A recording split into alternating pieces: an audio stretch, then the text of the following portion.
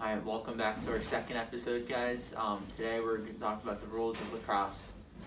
So here with me I have a whiteboard that has a lacrosse field on it. So we're just going to kind of walk through and show you guys the different positions and kind of the rules that are with it. So starting off, we have a goalkeeper in net. Every team has a goalkeeper. Then we have 3 defensive players. The 3 defensive players have to stay on the defensive side of the field at all times. Next, we have 3 midfielders. These midfielders can move from offense to defense and substitute between the sides of the field. And lastly, we have 3 attackmen. So as the defensive guys, the attackmen have to stay on the defensive side of the field at all times. So, on one side, the defensive side of the field is always going to have a goalkeeper, 3 defensemen, and the attack side is always going to have 3 attackmen, and the 3 midfielders can move around. So, the next thing we're talking about is the substitution box. So on one side of the field, there's a substitution box right here. So these midfielders and defensive guys can run in to the substitution box, and then another player can run in. So it's a change, and it's on the fly. A couple specialized positions that we have are a face-off athlete. So in lacrosse, after a goal and the start of the period, there's a face-off right here at the face-off stripe in the middle of the field. So these face-off athletes go down and try to clamp or rake the ball out to get possession for their team. Next player, we have a short stick defensive midfielder, who's a midfielder who's specialized in defense. So this SSDM, as they call it, when we get from offense to defense, there's a midfielder can come off and an SSDM can come on the field. Same thing with a long stick midfielder, who as the D guys uses a 16-inch shaft that we showed in our last video. When a midfielder comes on, an LSM can come on the field. So another rule here, guys, is on a lacrosse field, for each team only 4 long stick players can be on the field at the same time. So usually that's the 3 defensive players and a midfielder who uses a long stick. The next rule we're going to talk about is offsides. So as we said, 3 guys on the offensive side, 3 guys on a goal on the defensive side. So at any point of the game, an attackman accidentally steps over the line, and there's only 2 players back in the attacking zone. It's called an offsides, and there's a penalty for it. All right, so we're going to talk about the different types of penalties on the field. First, you're going to have a cross check, which is like this. You know, it hurts a lot. That's why it's illegal. But your standard, you're allowed to be 6 inches apart, hand, shoulder or chest. Any contact to the head is a minute penalty plus. A slash is going to be right to the head or shoulder. So this would be the shoulder, hit it right in the shoulder. There's also different types of pushes. So if somebody has a ball and you got your 6 inches apart, and you push them to the ground while they have the ball, that's a push with possession, which is going to be a 30-second penalty. But then if they're going for a ground ball and you push them over, that's just a turn of a possession. So I push him, he's going to get the ball. There's also trips, so you can trip people. That's, I think, a 30-second penalty, if not a change of possession. So the next rule we're talking about is the shot clock.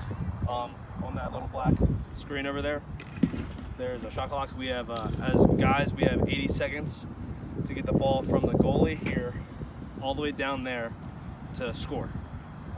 The shot clock gets reset anytime the ball hits the goalie or a pipe. If you fail to do so, it's a turnover, change of possessions. So one more thing we're going to talk about is the crease. As we can see here in front of the net, there's a crease that any offensive player is not allowed to go to. If you step in it, it's a turnover, change of possession. The only thing, if you shoot the ball and it goes in, after that, it is okay to go in the net, in the crease. Even crease dives this year are allowed. You you jump, and you shoot the ball out, and the ball goes in the air, goes in the net while you're in the air. That's a goal. You cannot land in the landing zone, which is the half circle in the crease.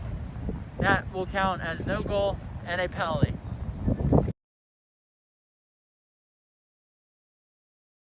Hey guys, welcome back to another video. Today we are going to talk about some rules that happen during a game or calls that the referees make.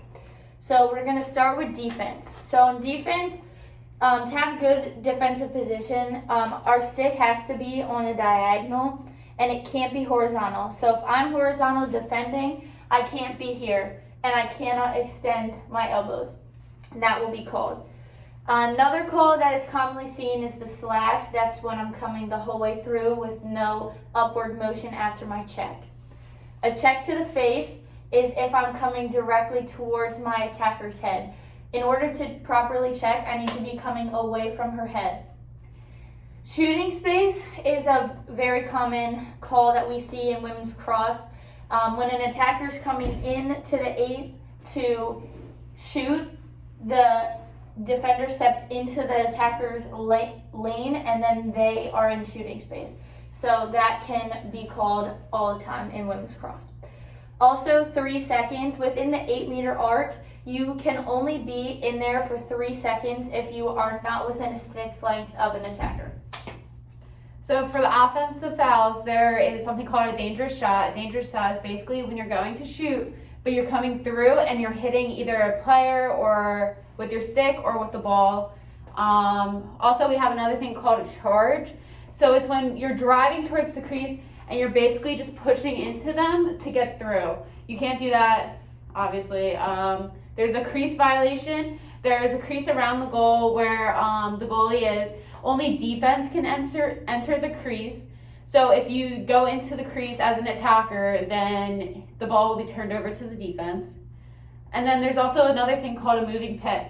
So when somebody is coming through and they're trying to set a pick, you can't move with your defender. You have to stay planted and make sure that you don't stop the defender coming through totally.